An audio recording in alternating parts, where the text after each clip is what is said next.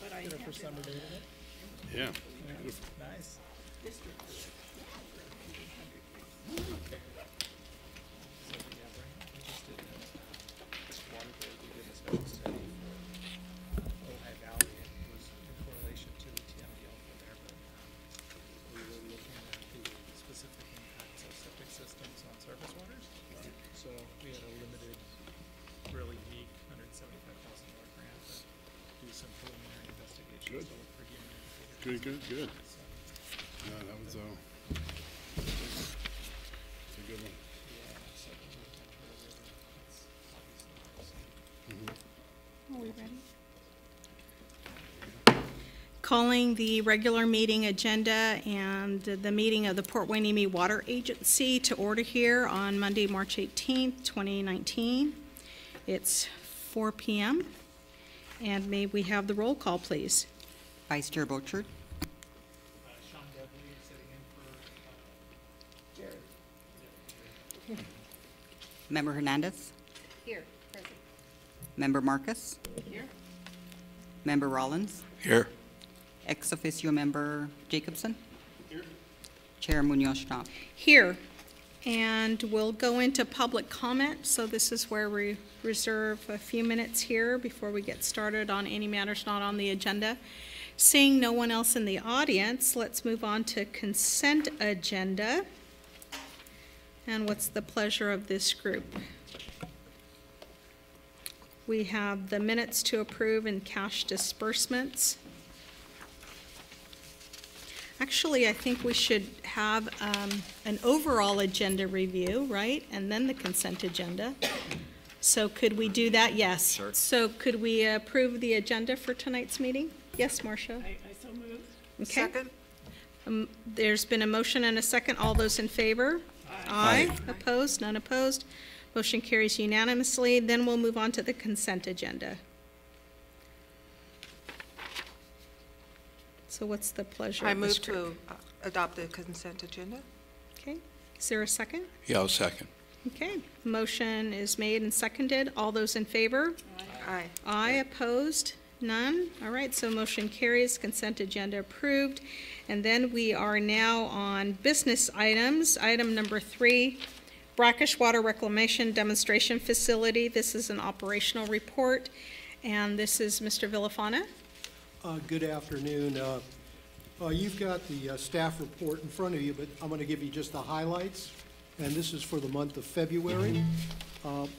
The plant was restarted on membrane mode on February 5th because the silt density index, SDIs, fell below 3. And fortunately, we were able to operate it for the rest of the month of February.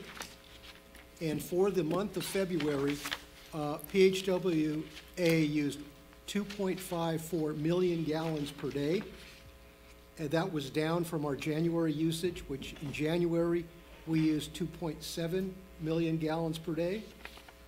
Also during this period of February, United Water supplied 93% of our water supply, approximately, and Cayugas was 7%. And we've been able to discharge into the brine discharge line, so we are not discharging to the Oxnard wastewater plant.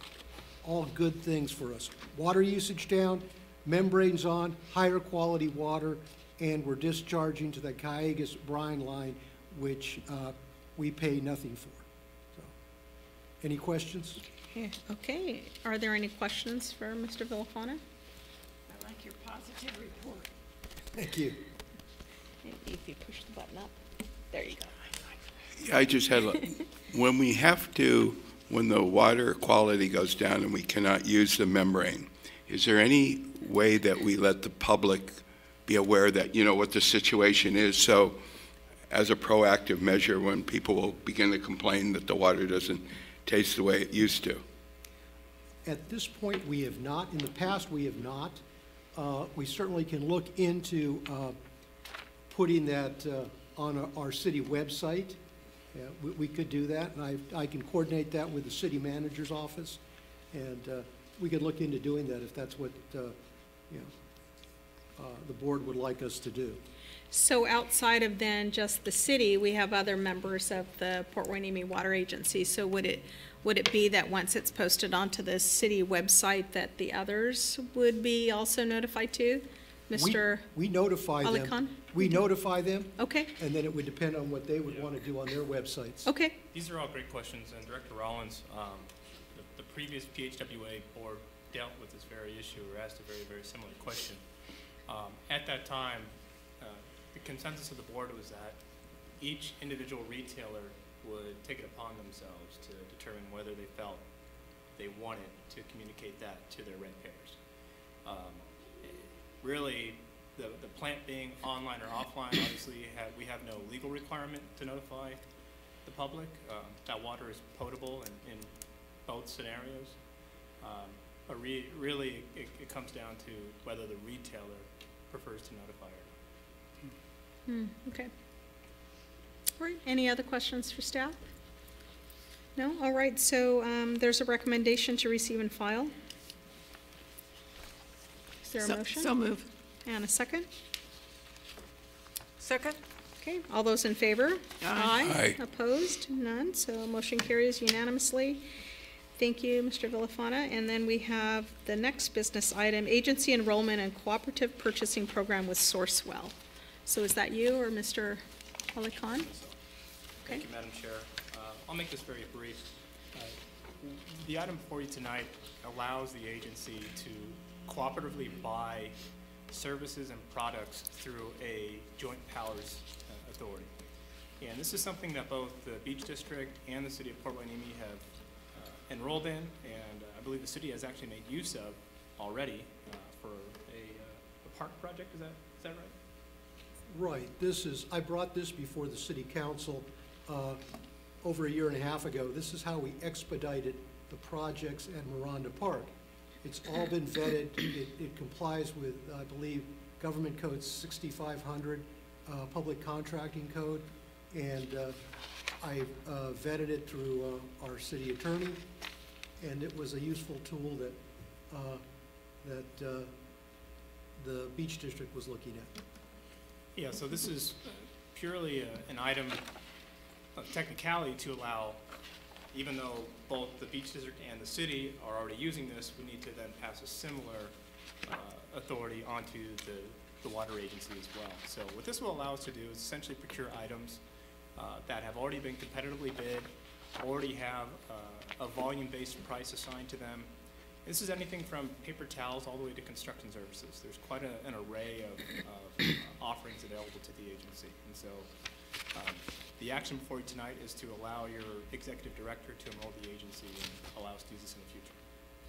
Okay, any questions for staff? I have a question. Yes. Is there a contract cost or a retainer or a line item that goes along with this?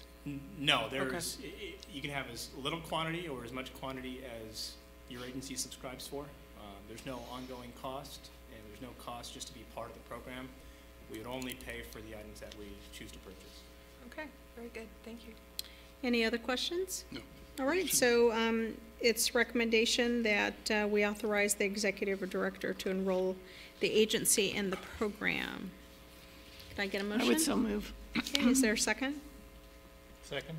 Okay, so motion has been made and seconded. All those in favor, say aye. Aye? Aye. Aye, opposed? None, motion carries unanimously. And then we move on to item number 5, groundwater allocation ordinance update, verbal update here. And it's Mr. Alicon. Thank you, Madam Chair. I'm going to apologize in advance. I can barely hear myself. I'm not feeling 100% today, so I got out of bed and made my way down here, and if I don't shake anyone's hand, there's a reason why, so keep my distance. Nonetheless, I thought it was important to update the board on what has happened over the past couple weeks since we last spoke. And if you recall, we've been tracking these 3 issues, and by now these should pretty much be committed to memory. The first one is the T versus pre-sigma base period. That's the issue where we stand to lose approximately 10% of our water based on the proposed language of the ordinance. Second item is the Oxnard-Hueneme system allocation holder of record. We'll get into that. We'll provide some more detail on that item. And the third one is Conejo Creek. And we won't go into detail on this one, and it's crossed out for a reason. This is an item that we were tracking, and then it went away, came back, and went away. Right now, the current status is that the Conejo Creek item, it will not be affecting the OH contractors. That's the current direction of the board. We've been given every indication that it will not be on the next draft ordinance when it comes out. So we're going to strike this one for now. We're just going to focus on 1 and 2. I don't have any new information on item number 1, which is that pre-sigma versus T, but I did want to show you these graphs. And some of you may have seen these in other meetings that we may have held. What it shows is a history of PHWA usage from 1999 all the way to 2016. And the blue bars that you see, which is the bulk of that usage, that's your groundwater usage off of the OH pipeline, which makes sense, right? We're about an 80-20 agency, and so when you look at those bars, that's roughly an 80-20 supply mix. The red portion, as you probably have already guessed, is our imported state supplies. That's the water we get from Cayugas Municipal Water District.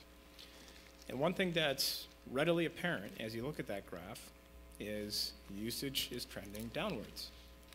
All the way off to the right, you see those 3 bars. I don't want to mislead anyone. What those are is the third one from the right is the average. The second one from the right is the T period usage. And the furthest one to the right is the pre-sigma period usage. You can see those bars kind of captured there. I put brackets up at the top that show what is the T period, and that goes from 2003 to 2012. And then the pre-sigma period is just a couple years ahead of that. That goes from 05 to 2014. And so when you shift between these two periods, it doesn't look like a major shift. I mean, even look at the totals all the way to the right. 55.49 for T, and if I can see that correctly, 54.70 for pre-sigma. Now there's one caveat here. What you're looking at is overall supply. What Fox Canyon is concerned with is the groundwater you use during that same time period. And so if you kind of dial in a little further at the T and the pre-sigma lines all the way to the right, look at just the blue portion. So you have 43 and change, 4,300 and change, compared to 4115 there under pre-sigma. So those are the two numbers we're really looking at when we talk about T versus pre-sigma. And just that change, that 200 acre-foot change, represents some pretty drastic cutbacks for us when they do the calculations going forward for the allocation. Now, even though we didn't change a whole lot, remember, it's relative to our neighbors. So if another agency in the Fox Canyon boundaries happens to go up majorly, which is indeed what happened, the city of Ventura in this case, their allocation going forward would be much higher. So when you look at our numbers, it doesn't tell the entire story. You look at it and you're saying to yourself, well, why are we losing 10% of our water when we really only used about 200 acre-feet less? And the explanation there is that our neighboring agencies ended up using more during that time period. I'm going to show some of the same data just in a different way. This is the same thing, but instead of broken down by water source, it's broken down by agency. So the one on the bottom there is the city of Port Hueneme in the light blue bar. Just above that in red is the Channel Islands Beach District. Above it in lime green and purple are the 2 Navy-based locations. And just like you saw in the last graph, similar story, right? Our usage is trending down. There's a couple things we can point to specifically. If you look at 2008 to 2009 specifically, the city's usage goes from 2,800 acre-feet down to 2,500 overnight. And for those of you that have been on the board, you may remember the city installed meters right around that time. That's right. That's right. It wasn't an all-you-can-eat program anymore. Right. So there are things we can point to as to explanations for these. I'll use the Beach District as another example. In the early part, 99 and 2000, we're using between 600 and 700 acre-feet per year. And that went on until, roughly 03, 04. And you start to see, excuse me, start to see usage dwindle. And that has a lot to do with the harbor and the fact that a lot of tenants were no longer occupying those spaces. Excuse me while I grab some water.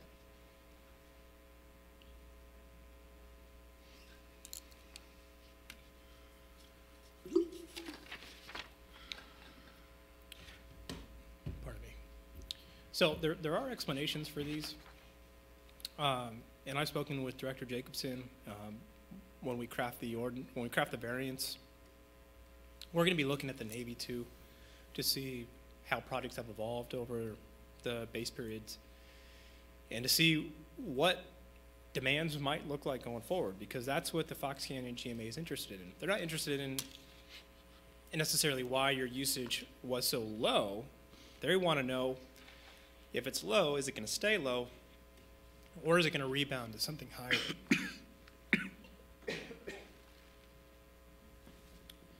I'm going to ask for questions on this first before I move forward. Okay, are there any questions from the group here? No? All right. Because everybody's been through this from Port Hueneme, so you're caught up with all this that's been going on. I mean, Yeah, there's yeah. new members, it's Sure, hard to great. catch up on everything, so, but you've done this. Okay, Yeah. great. I'm going to, hopefully my voice will allow me to finish this one, because the fun part's coming up. So regarding item 2, the allocation holder of record. Right now, the draft ordinance states an extraction allocation established under this ordinance is assigned an extraction facility. So that's obviously not advantageous language for us as OH contractors. We want to change that. And I want to put this on a spectrum for you. All the way to the left on your screen, that's where we sit today. That's where we don't want to be. What your council, Mr. Candy, has done is met with United, and I can report as of 2 hours ago, United has agreed to the language in the box that's on the screen in the middle. That's the middle ground compromise. It's not perfect. It still leaves some ambiguity in the future. But the key point is United will agree to it. And if United can agree to it, there's a higher chance that the GMA will include it in the ordinance. All the way to the right is what Oxnard has proposed. Now it's more defensible, it's more concrete, puts us in a better position long term. No one can argue that. In an ideal world, we would have that language in the ordinance. However, the reality is United won't agree to that, and they have said as much. If they are not on board, the GMA will not include it. And now we run the risk, if we push for option 3 all the way to the right, which is where we want to be in an ideal world, there's a pretty good chance that it will get rejected and will end up all the way to the left, which is where we sit today. The question has come up from time to time, well, why can't PHWA and Oxnard kind of present a united front and achieve something along the lines to the right? Well, the story goes is that, well, we do have alignment on this issue with Oxnard. We have a difference of opinion on how to go about it. Oxnard is going to continue to push for the advantageous option all the way to the right. While that language has merit and we wouldn't disagree with it, we don't see it as a realistic option. So Mr. Candy has been instrumental in securing the language in the middle. The question before us now is, when we present that language to the GMA, will they be okay including it, knowing that Oxnard is not in agreement with it? We don't know the answer to that question yet. We're about a week away, I would say, from knowing the answer to that question, and when we do, we'll update the entire board on what the GMA says. But right now, I can report that we do have agreement with United with the language that's in the middle of the screen there. So that concludes staff's presentation. If there's any questions, I can take those now. Are there any questions for Mr. Alicon? And going to court would be our only option at this time, if we decided to go with Oxnard, probably. I don't want to prognosticate that that would for sure be the outcome. My feeling tells me that if we were to go that direction and we were to not relent, that it very well would come down to that. The GMA is going to pass an ordinance by January 31st, 2020, whether we like it or not. It's likely that they would decide this issue for us, and then any legal proceeding would pursue after that. So what we're trying to do is put a placeholder in the ordinance to resume this discussion at a later date outside the context of a groundwater allocation ordinance, which your council has said is the logical and the pragmatic way to proceed. So I have issue with how Oxnard is approaching this, and that's why Mr. Candy and I have advocated for the middle ground approach. Any other questions?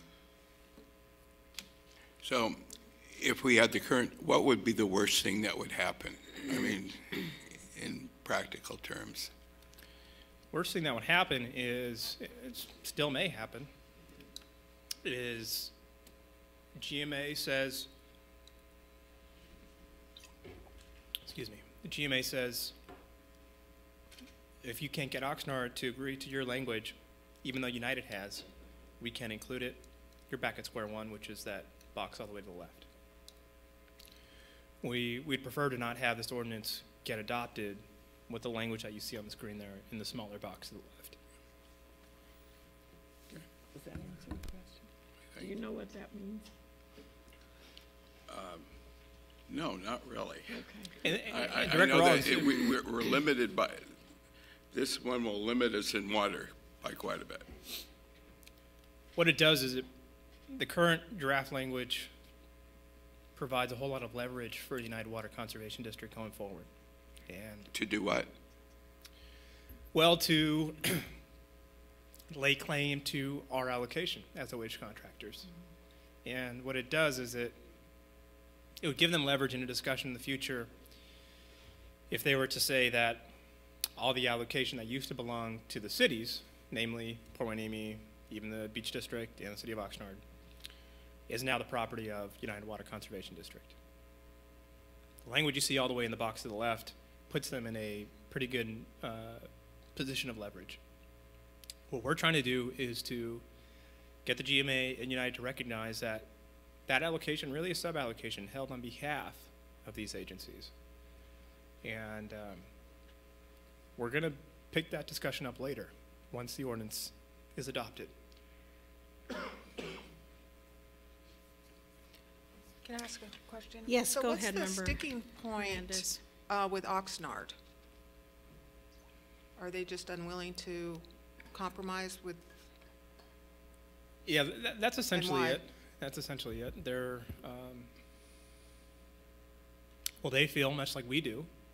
We both have the same feeling that United has unfairly laid claim to this allocation. There's no debating that. Where we have disagreement is what's the right strategy to re-secure that. And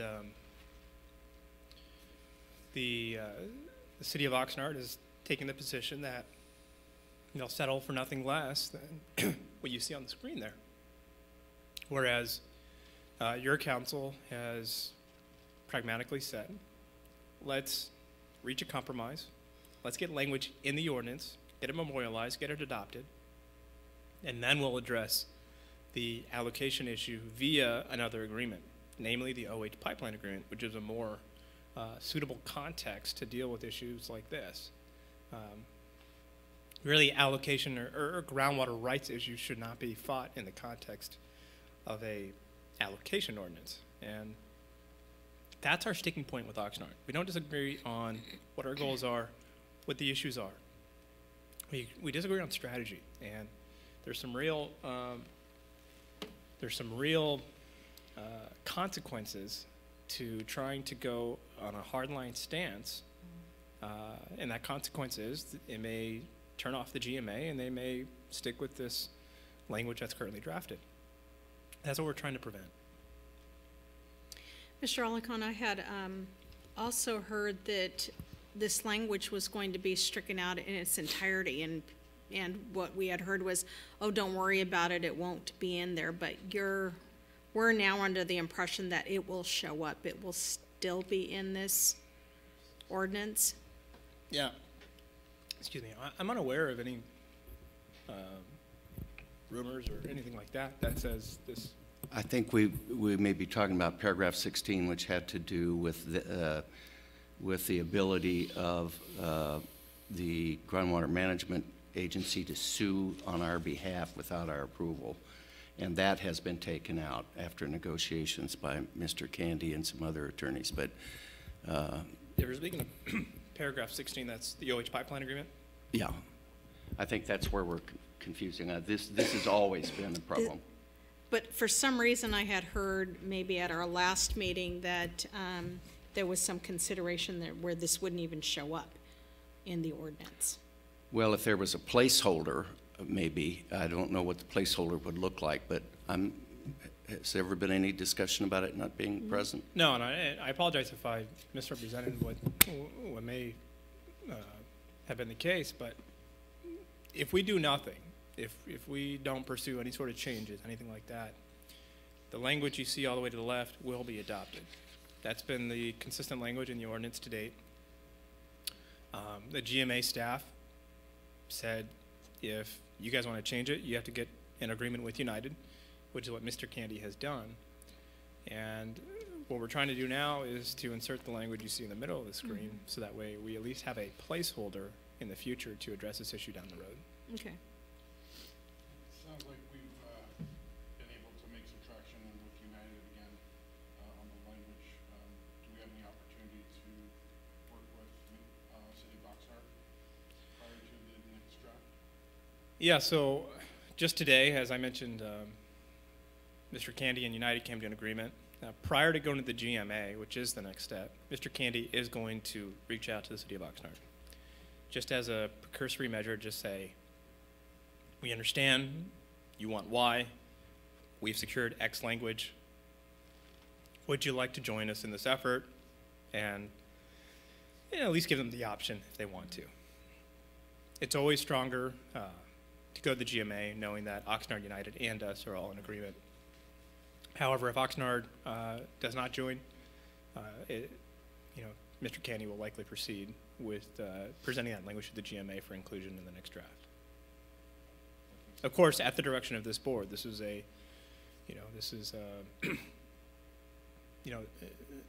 this approach is going to have impacts on our strategy going forward. So I've been in close consult with Mr. Butler, Mr. Villafana, and Mr. Green prior to giving Mr. Candy direction on this issue, because these sorts of decisions when going about your strategy do have long-term impacts. So we want to make sure we get it right. We want to make sure we're all on the same page, which is why we've been updating the board as frequently and thoroughly as we can. Okay.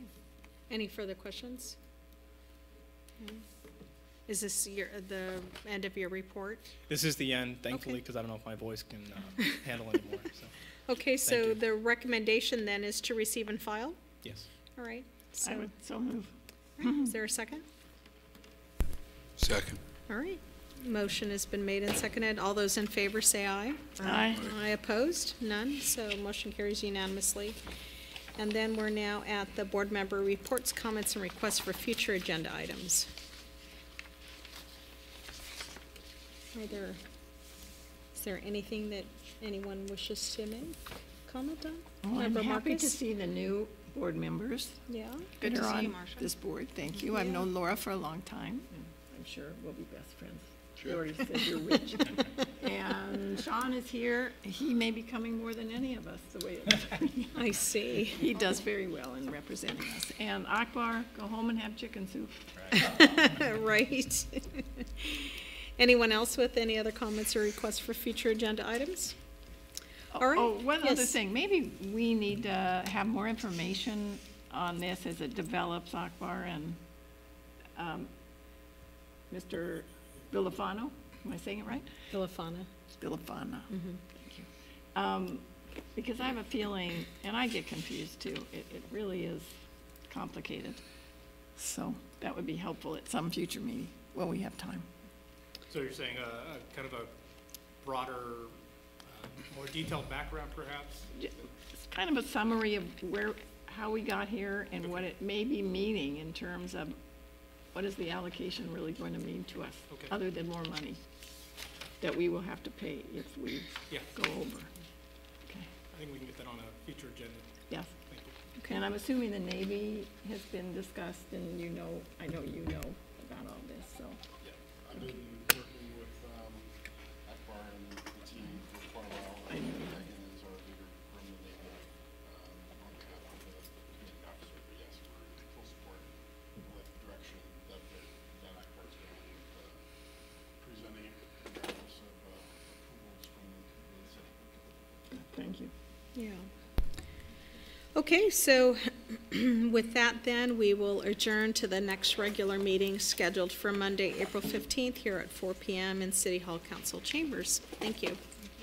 Thank you.